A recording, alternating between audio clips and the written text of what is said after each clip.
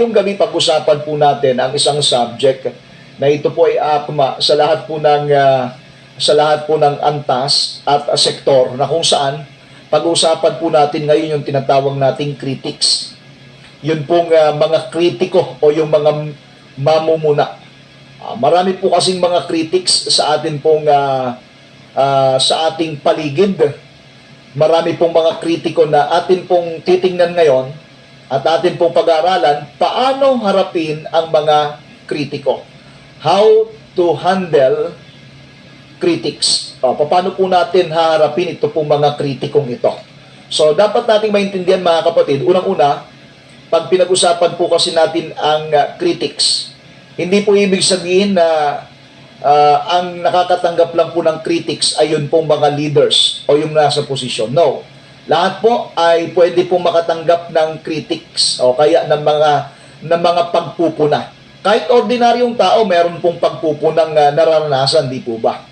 Kumbaga, itong critics na ito, itong criticism rather, ay talagang naranasan po ordinaryong tao o kaya ay may katungkulan. Lahat po yan naranasan natin. Kaya ang topic po natin ngayong gabi, paano po natin harapin ang kritiko ayon po sa pagtuturo ng banal na kasulatan.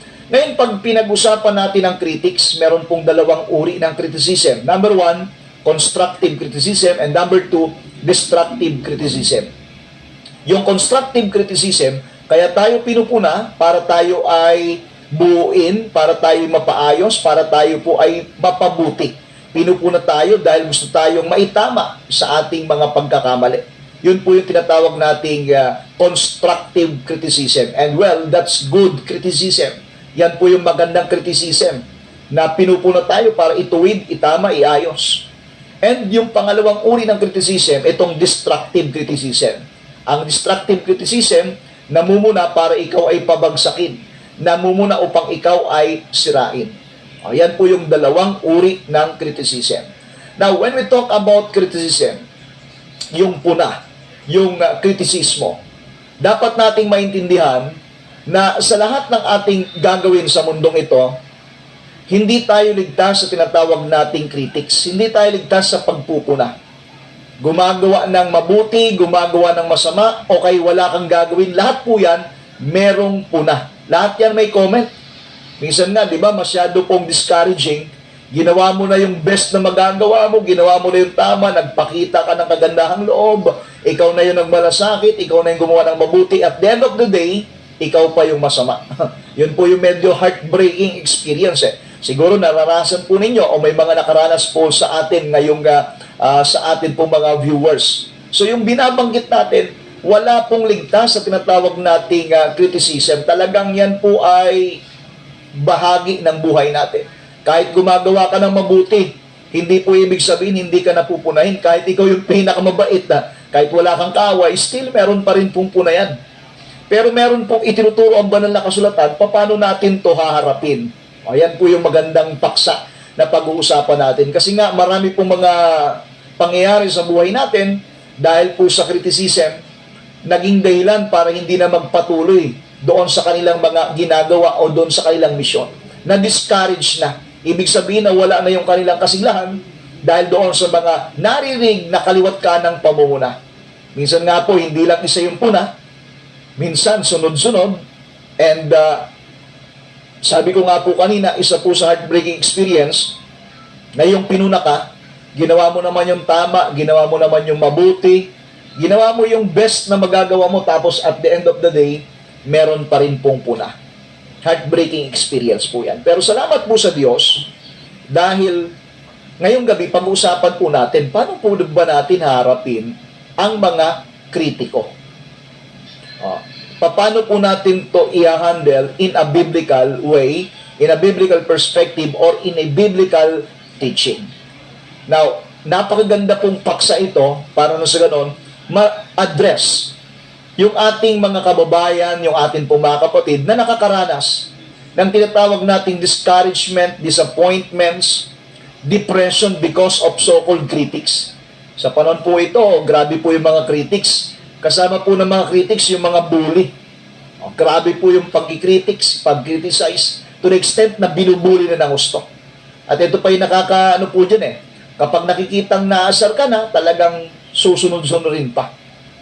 At ito yung ma-observe po ninyo, kung sino po yung malakas mang-asar, kung sino po yung bully, yan po ay pikon. Mabilis mapikon po yan. Kasi nga dinadaan po dun sa mga pagbibiro, dinadaan niya dun sa pambubuli para hindi siya i-bully. Ibig sabihin, yung iniisip niyang pwedeng gawin sa kanya, ginagawa na sa iba para hindi gawin sa kanya. Yun po yung pag inanalyze natin, yun po yung talagang nagiging sitwasyon sa atin pong kapanahunan. Ngayon, paano po ba natin harapin ang mga kritiko ayon po sa banal na kasulatan? Number one, tanggapin ang makatarungang puna na may kababaang loob. Meron po tinatawag makatarungang puna, yung sinasabi ko po, constructive criticism. Tanggapin po natin, kapag makatarungan, kapag constructive, tanggapin natin. Medyo sa umpisa masakit kasi ayaw po nating naikukorek, ayaw po nating pinagsasabihan, ayaw nating sinasaway. Kasi hindi po maganda sa pakiramdam kapag ka sinasaway ka, kapag ay tinutuwid ka. Now, hindi po lahat ng puna ay masama. Minsan, take note, minsan, ginagamit po ito ng Diyos upang tayo ay ituwid at maturuan. O kaya, i-analyze natin, ito bang puna na naririnig ko? Ito bang puna na dumarating sa akin? Ito ba ay para sa ikabubuti ko, para ako'y ituwid, para ako'y maturuan? Kasi nga, tanda natin, kapag ang goal mo ay ma-please mo yung lahat ng tao, ibig ko sabihin ma-please, kapag ang goal mo matuwa sa iyo yung lahat na nakapaligid sa iyo, malugod sa iyo lahat na nakapaligid sa iyo, mabibigo ka. Dahil merong kasabihan, you can please somebody but you cannot please everybody. Pwedeng may matuwa sa iyo na ilan pero hindi lahat. Katulad halimbawa, nagtuturo ka doon sa isang grupo. May mga matutuwa, meron din pong hindi matutuwa. Now, ito yung bagay na dapat nating maintindihan. Hindi po lahat ng puna ay masama. Minsan, ginagamit ito ng Diyos upang tayo ituwid at maturuan. Ang sabi po ng Aklat ng Kawikaan, chapter 15, verse 31 to 32.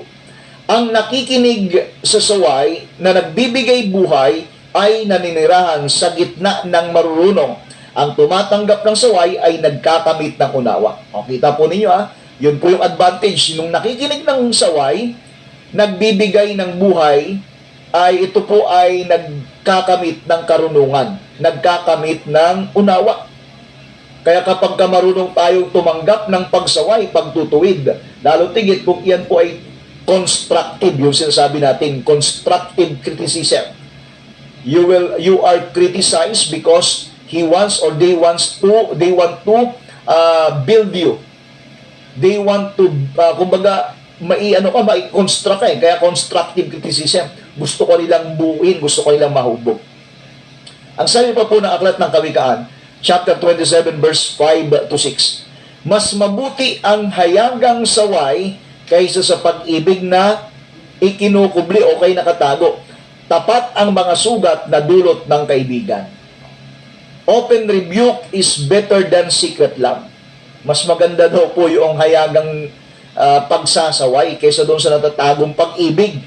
Kasi pag nakatago yung pag-ibig, hindi mo maramdaman O ito yung hayagang saway, makikita mo, andun yung concern. Andun yung pagtatama, pagtutuwid sa'yo. Now, ang response natin dito, tanggapin natin, tanggapin natin yung makatarungang puna ng merong kababaang loob. Kapag andun po yung pagtutuwid, pagsasaway, huwag ka magagalit doon sa nagsasaway, kundi tanggapin natin, dahil makatarungan po tanggapin natin na may kababaang loob. Yan po yung pag-approach po yan. Tanggapin natin na may kababaang loob dahil yung pagpapakumbaba, ito'y nagbibigay ng biyaya ng Diyos. Kaya, ang aral po rito, maging mapagpakumbaba at alamin kung may katotohanan ang puna.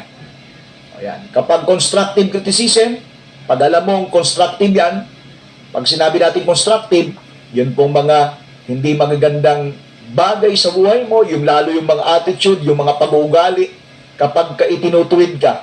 Minsan po, pagka sa, niyo po yan, during praise and worship o during church service, kapag medyo hard yung pagtuturo ng pastor, pagka talagang pinupunteriya o kaya ay yung message ay papunta doon sa mga karakteristik, yung pumangalitan, tampuhan, pagkakabahabahagi. Huwag kang aalis. Kasi pag umaalis-alis ka, para bagang guilty ka, ayaw mo mapakinggan yung sinasabi. Kumbaga, ito ay dapat tatanggapin natin na may kapakumbabaan upang ito ay magkaroon ng tinatawag nating epekto. Huwag mo ugaliin kapag ka medyo ang napapakinggan mo, mukhang ako ang tatamaan ito, aalis ka. O, hindi magandang practice yan. Hindi magandang hindi magandang attitude yan. Tanggapin mo yung mga pagtuturo, pangangaral, lalo kapag ka ang alam mo, o kaya alam mo sa iyong sarili, nandyan yung, kumbaga, direktang tumatama sa iyo. Ang ganda po ng, kumbaga, inaabot ka ng Panginoon sa iyong sitwasyon, sa iyong kalagayan. Huwag mong iwasan. Kasi nga, may mga sinasabi po mga kapatid si Apostol Pablo, darating yung panahon na hindi na nila titiisin yung magaling na aral. Yung gusto lang nila mapakinggan, yun yung kanilang pakikinggan. Pagka hindi maganda yung tono na kanilang naririnig, aalis. O, para kang merong rebellious spirit niya. So, ang ibig natin sabihin, mga kapatid at mga kaibigan, sa panahon na meron pong puna, at kapag kayong puna, alam nating makatarungan, tanggapin nating may kababaang loob. O yan. Paano tatanggapin? May kababaang loob. Pag sinabing kababaang loob, huwag kang maghimagsik. Huwag kang magalit. Huwag kang mag-alburuto. Sabi nga sa Bicol, di ka magpuungot. Tanggapin mo. Kumbaga, tanggapin mo na may kababaang loob. Pasalamatan mo ang Lord. Sabihin mo, Lord, salamat po sa iyong mensahe, salamat po sa iyong pagtutuwid. Pasalamatan mo. Dahil kapag ka walang magtutuwid at palagi mong gagawin yung ganung bagay, akalain mo tama. Kaya salamat po sa Diyos sa panahon na meron pong criticism, merong pagtutuwid, merong pagpupuna.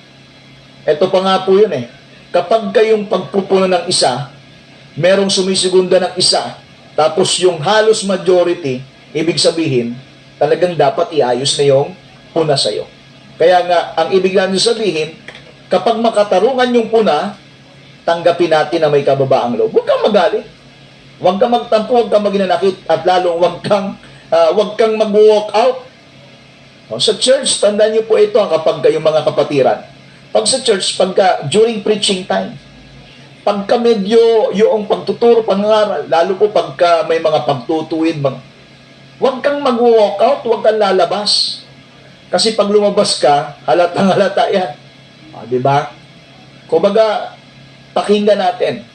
Dahil kapag constructive, yan ay para sa kabubuti ng ating pananampalataya. Ngayon, pangalawang paraan, paano natin harapin ang mga kritiko. Sumagot ng may kaamuan. Yan po, i-practice natin. Sumagot tayo ng may kaamuan. Maamo. Hindi yung pagsasagot ka, palaging pabulyaw. Akala mo talagang alam mo yung parang nasa palengke, o kaya yung kausap po ay parang nandun sa kabilang kanto. Tandaan niyo po, kapag may kritiko, sumagot ng may kaamuan. Pag sinabi natin kaamuan, kulang yung pagsagot mo, wag high pitch. Wag high pitch. Bakit? Kasi nga, hindi po magkikreate ng healthy discussion kapag kayong kausap mo, normal yung boses, tapos magtataas ka ng boses. Dahil pag magtaas ka ng boses, magtataasan na kayo ng boses, magsisigawan na kayo to the extent, magkakaroon na ng mga pananalitang hindi maayos. Huwag gumanti ng masasakit na salita. Ang may nahong tugon, ang may nahong sagot, yan ay nakakapagpapawi ng galit.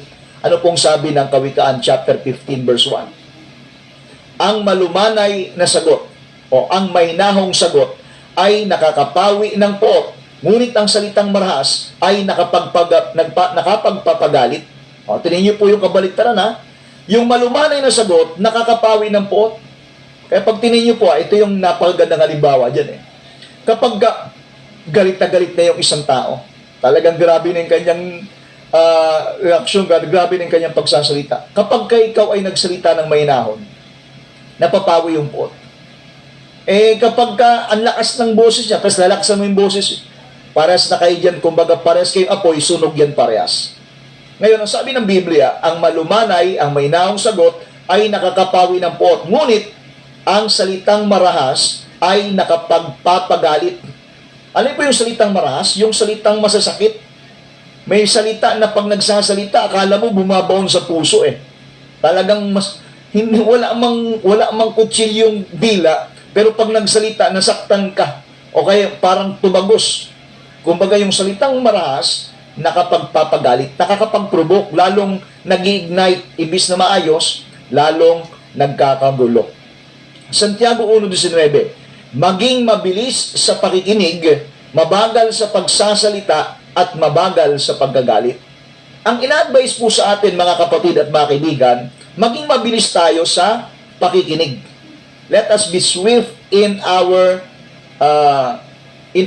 hearing. Sa ating pakikinig, maging maliksi tayo, maging mabilis tayo. Ngunit, maging mabagal sa pagsasalita at mabagal sa pagkagalit. Now, ito po yung aral na kapaloob po dyan. Makinig muna bago magsalita at panatilihing mahinahon ang iyong espiritu.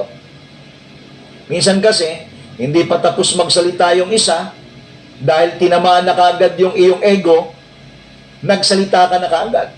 Makinig ka muna bago magsalita. Kasi sa kasasalita mo, baka mali na yung konteksto mo. Anong ibig kong sabihin ng konteksto? Nagpaparasalita, tapos hindi mo naman alam pa yung buong kwento. Nung malaman mo, sinabi mo, ay, ba't hindi mo sinabi ka agad? Hindi na sana ako nakapagsalita. O paano pa makapagsasalita? Paano pa may kwentong buo? Nag-una ka na ng salita. Ang ibig natin sabihin, makinig ka muna bago magsalita. Alamin muna natin yung buong kwento. Alamin muna natin kabuuang istorya, kabuuang detalye bago tayo humusga, bago tayo mag-conclude. Huwag tayo mag-conclude ng premature. Pag sinabi natin premature, hindi pa nga natin alam yung kabuuang istorya, nagbibigay na kagad tayo ng hatol o ng husga. E paano kapag nagbigay ka ng husga, mali kasi nga hindi mo naintindihan, hindi mo naunawaan yung buong kwento. Kaya nga, makinig muna bago magsalita at panatilihing mahinahon ang espiritu. Cool ka lang, relax lang. Dahil nadadaan naman ang lahat ng mga bagay niyan sa mabuting usapan. Hindi kinakailangan mambulyaw, hindi kinakailangan sumigaw, at lalong hindi kinakailangan ng dahas. Alam po ninyo, yung isang taong matalino, kapag makikita mo yung kanyang pagiging disiplina, yung isang taong matalino, yung may kakayahang kumontrol ng kanyang sarili, kahit galit na, makikita mo yung kanyang temperance. Pero pag walang kontrol, walang pakundangan, sabi ng Biblia, lumalabas po ng mangmang. Yung salita ng salita, parang grabe po yung action. Yun yung sinasabi ng Bible, yung nagsasalitang maluwang ng kanyang bibig ay mangmang. Kaya nga, maganda po na maintindihan natin ang ito pong sinasabi ng Biblia. Tayo po ay maging mabilis sa pakikinig, mabagal sa pagsasalita, at mabagal sa pagkagalit. Pangatlo, paano natin harapin ang mga kritiko? Ito pangatlo. Tularan po natin ang ating Panginoon Kristo. Sa paanong paraan? Tingnan po ang Panginoon, maraming bumatiko sa Kanya. Ngunit hindi siya gumanti. Ipinagkatiwala niya ang lahat sa Ama. Ang sabi po ng unang Pedro 2:23, nang siya'y alipustahin, ay hindi gumanti ng pag-alipusta, kundi ipinagkatiwala niya ang kanyang sarili sa Diyos. Inalipusta siya, talagang pinagsabihan, inalimura. Pero ang sabi ng Biblia, hindi siya gumanti ng pag-alipusta. Kumbaga, ginawan siya ng masama, hindi niya ginantihan ng masama. Dahil kapag ano nang gagawin niya, parehas na silang masama, parehas na silang mga alipusta. Ang ginawa ng Panginoon, yung pag-alipusta sa Kanya, ipinagkatiwala niya sa Panginoon. Ibinigay niya sa Panginoon. Yan po yung magandang hakbang. Ang sabi po ng Matthew chapter 5 verse 11-12, mapalad kayo kapag kayo'y inalipusta at inuusig dahil sa akin. Mapalad po, sabi. Mapalad ka kapag ikay inaalipusta dahil sa iyong pagsunod, dahil sa iyong pananampalataya. Kaya hindi po dapat tayo mahiya, mga kapatid, alipustahin ka man, pagsabihan ka man, ibuli ka man, kung ano mo sabihin sa iyo, dahil sa iyong pananampalataya, hindi mo dapat ikahiya. In the first place, wala kang ginagawang masama. Mabuti ang ginagawa mo. Kahit punahin ka, mabuti ang ginagawa mo, kakampi mo ang Diyos. At ang sabi nga ng talata, mapalad kayo kapag kayo'y inalipusta at inuusig dahil sa akin. You are blessed. Mapalad ka, kapatid. Pinagpala ka kapag inaalipusta ka dahil sa pagsunod mo sa Panginoon. Now, Ang pagsunod sa Diyos ay mas mahalaga kaysa pagsang-ayon ng tao, yung approval ng tao. Minsan po kasi, yung pagsunod natin sa Panginoon, minsan nako-compromise dahil doon sa pagsang-ayon ng tao, yung approval ng tao. Minsan may mga gawa tayo na hindi marahil o kaya may mga gawang hindi aprobado sa mga tao pero aprobado sa harapan po ng Diyos. Ibig natin sabihin, may mga pananampalataya na kung saan minsan hindi po sasang-ayunan ng tao. Pero yun po ay kalooban ng ating dakilang Diyos. Ibig sabihin may mga pangyayari sa buhay natin na kalooban ng Diyos pero kontra ang tao. Kaya nga, dapat nating maintindihan sa panahon na meron pong ganitong kritiko, ganitong uri ng pagpupuna, tularan po natin ang ating Panginoon. Pang-apat, ipanalangin natin yung kumukot siya sa atin. Yung kumukot siya sa iyo, ipanalangin mo. Yun pong kritiko mo, yan, yung critics mo, yung namumuna sa iyo, ipanalangin mo. Ang Kristiyano ay tinatawag na magmahal kahit ang mga tumutulig sa Kanya. Diba? Sabi nga po, idalangin ninyo yung mga umuusig sa inyo. Pray those who persecute you. Yung umuusig sa iyo, ipag-pray mo. Huwag mong ipag-pray na matuluyan, huwag mong ipag-pray na mamatay o kaya malumpo, hindi yung ganon. Ipag-pray mo na sila ay kahabagan ng Panginoon. Ipag-pray mo na kung saan yung kanilang puso, yung kanilang asipan ay baguhin ng Diyos. Napakalaga ng pagpipray po para sa kanila. Dahil ang sabi nga po ng Roma chapter 12 verse 17 to 21, huwag ninyong gantihan ng masama ang masama, daigin ninyo ng mabuti ang masama. Yun ang instruction sa atin. Huwag kang magpapatalo sa masama, kundi talunin mo yung masama sa pamagitan ng iyong gawang mabuti. Hindi porke ginawa ka ng masama, gagantihan mo ng masama. Alam po ninyo, ang nagiging pakiramdam ng mga taong gumawa sa inyo ng masama, tapos ang iginanti mo ay mabuti, parang isang baga ang ibinuntun mo sa kanilang ulo, talagang hindi mapakalian dahil hiyang-hiya sa kanilang sarili. Bagamat ginawan ka ng masama, pero mabuti ang iyong ginawa. At yan po yung effective na pamamaraan sa panahon po natin ito. Hindi po umuubrang ngayon yung kamay na bakal. Yun pong kamay na bakal, minsan po yung nagbubulsod pa sa tao pang magrebelde. Pero kapag gagamitin natin pamamaraan po ng Diyos, huwag kang gumanti ng masama sa masama, salit daigin mo ng mabuti ang masama. Ang panalangin ay nagpapakita ng pag-ibig at pagtitiwala sa Diyos. That's why we need to pray doon sa ating pong mga critics. Ipag-pray mo yung mga kritiko mo, ipag-pray mo yung may mga sinasabi sa iyo o laban sa iyo. Ipag-pray mo yung mga pagkaharap mo maayos, pagtalikod mo maraming paninira, ipag-pray mo. Ilapit mo sa Panginoon. Idulog mo sa Kanya. At yun po yung isa sa ina-advise, itinuturo ng banal na kasulatan. Now, panglimang paraan, paano po natin haharapin ito pong mga kritiko. Number 5, magpatuloy sa iyong misyon. Huwag hayaang hadlangan ng mga kritiko ang ipinapagawa sa iyo ng Diyos.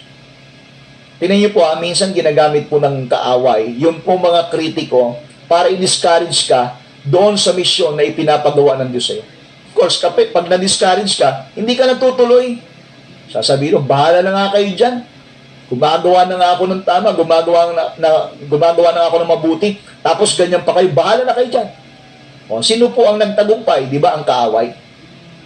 Minsan po mga kapatid, o most of the time, yan po yung ginagamit na instrumento ng kaaway para hadlangan ka sa pagtupad ng misyon na ipinapagawa sa iyo ng Diyos. Now, kung meron pong kritiko, magpatuloy ka sa iyong misyon. Huwag nating hayaang madlangan ng mga kritiko sa paligid natin yung ipinapagawa ng Diyos.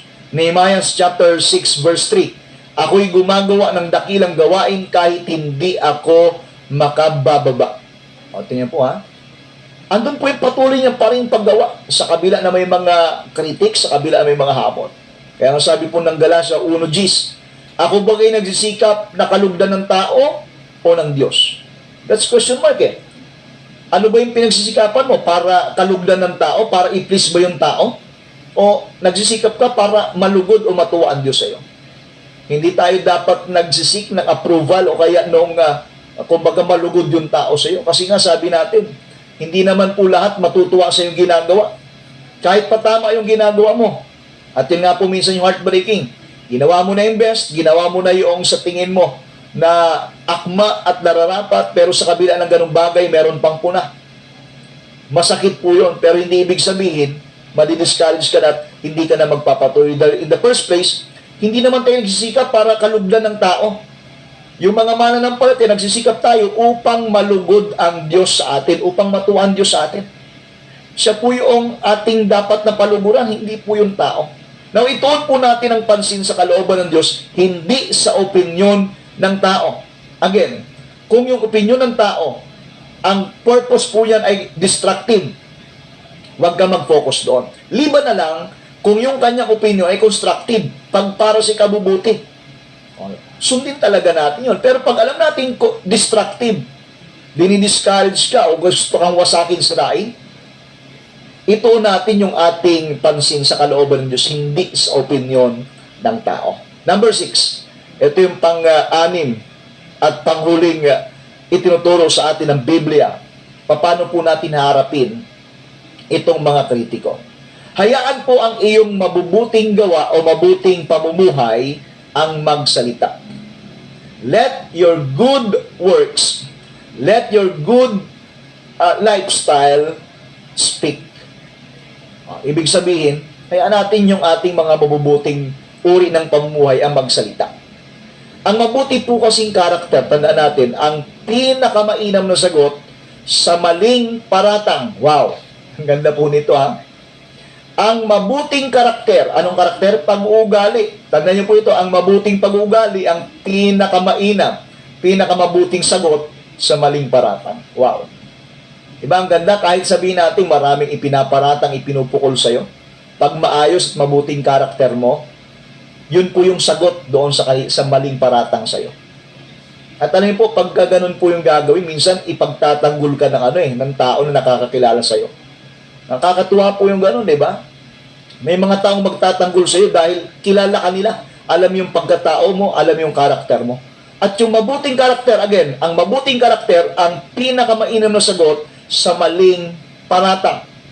Kaya dapat i-maintain po natin yung maayos nating karakter. Huwag nating hayaan dahil sa mga pangyayari sa paligid, madumihan yung ating karakter, yung ating pong pagkatao, i-preserve po natin yan. Ano pong sabi ng unang Pedro 2:12? Mamuhay kayong marangal upang makita nila ang inyong mabubuting gawa at luwalhatiin ang Diyos. Wow! Mamuhay kayong marangal upang makita nila ang inyong mabubuting gawa. Ang purpose po niyan, luwalhatiin ang Diyos. Mamuhay tayong marangal. Di bali na minsan mga kapatid na wala ka man talagang sapat na karangyaan sa buhay. Kumbaga may mga bagay kang hindi mabili dahil minsan yung pangangailangan sapat lang doon sa pagtugon. Pero nabubuhay ka namang marangal. Tandaan niyo po ito ha. Yun po yung instruction sa atin, mamuhay kang marangal. Mamuhay kang marangal. Mas maganda nandun yung kumbaga patas ang ginagawa mo, marangal ang trabaho mo, marangal ang iyong ginagawa. Now kapag ganon, makikita nila yung mabuting gawa at luluwalhatiin nila ang Diyos na iyong pinaglilingkuran.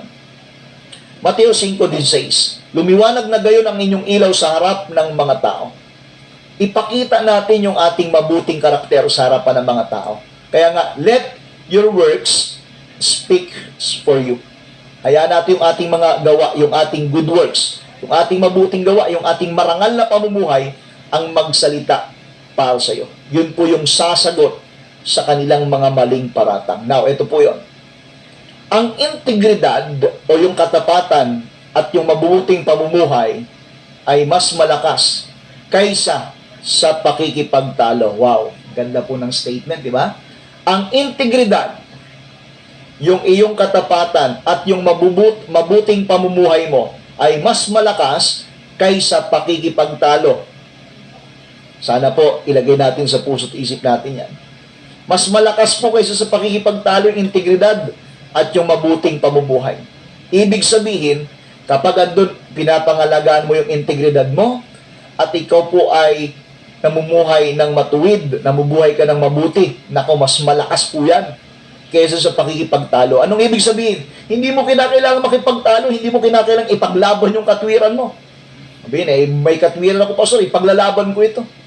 Tandaan niyo po ito, mas mainam at mas malakas kaysa sa pagkikipagtalo. Yung alin? Yung integridad at yung ating mabubuting pamumuhay. Kaya kapag i-maintain natin yung integrity at yung ating mabuting pamumuhay, meron pong mga pagkikipagtalo pero tandaan niyo po, mas malakas yan. Dahil hindi po yan mapapasinwalingan. Meron pong kumbaga kapangyarihan na dapat nating maintindihan na kung saan ito po ay gumagawa sa buhay natin dahil andyan po yung kanyang salita na atin pong tinitindigan. Now, sa atin po pinag-aralan, yung mga pangunahing aral na kapaloob po rito, tanggapin po yung wastong puna na may kababaang loob. Yan po yung number 1. Kapag ka ang puna ay constructive, dahil hindi naman po lahat ng puna ay negative, maaaring negative lang sa pakiramdam natin dahil masama sa pakiramdam kapag kasi sinasaway at tinutuwid. Kumbaga talagang hindi po maganda sa pakiramdam kapag pinagsasabihan. Pero kapag yan po ay wastong puna, constructive criticism, tanggapin natin ng may kababaang loob. Number 1 po yun. Tanggapin natin. Pangalawa, sumagot ng may kamuan at pag-ibig. Kapag ka may kritiko, kung destructive criticism man yan, sagutin natin na may kamuan at may pag-ibig. Huwag kang, kumbaga, makipaglaro sa gusto nilang laro. Huwag mong ibaba yung iyong sarili sa kanilang kalagayan. Kapag nakikita mo, medyo yung kanilang ginagawa ay nandun sila sa tinatawag nating kaisipan na nasa baba, huwag kang dumagay doon sa kanilang level. Salip, sumagot ka ng may kamuan at may pag-ibig. Pangatlo, tularan ang halimbawa ng ating Panginoon sa Kristo. Anong halimbawa po yun? Siya'y inalipusta, pinagwikaan ng mga iba't ibang mga paratang pero hindi po siya gumanti. Salip, ang ginanti niya ay mabuti. Sumunod, ipanalangin po natin yung mga kritiko. Yun pong mga namumuna, ipag-pray natin. Ipag-pray natin na sila'y bigyan ng habag ng Panginoon, maunawaan yun pong totoong totoong pangyayari at sila ay patuloy na kilusin ng Panginoon upang sa ganon, yung kanilang mga maling paratang ay ipaunawa ng Panginoon na mali yung kanilang mga ipinapahayag. Sumunod, magpatuloy sa paglilingkod sa Diyos. Huwag nating hayaan yung mga kritiko, yun pong mga mamumuna sa paligid, huwag nating hayaan na yun yung maging dahilan para ikaw ay hindi na magpatuloy. Huwag mong hayaan na dahil sa mga critics, hindi ka naglilingkod sa Panginoon. Alam po ninyo, marami pong mga mananampalataya sa ating panahon hindi na nagpatuloy dahil sa maraming puna na narinig sa loob at labas. Alam po ba ninyo yung critics, yung puna, hindi lang sa labas, kahit sa loob. Minsan, yung mga kapwa natin mananampalataya, andun po yung pamumuna, andun pa yung critics. Pero tandaan natin, magpatuloy tayo sa paglilingkod sa Diyos. Meron ng punang dumarating, magpatuloy ka. And lastly, hayaan po natin yung ating pong buhay ay maging mabuting patotoo.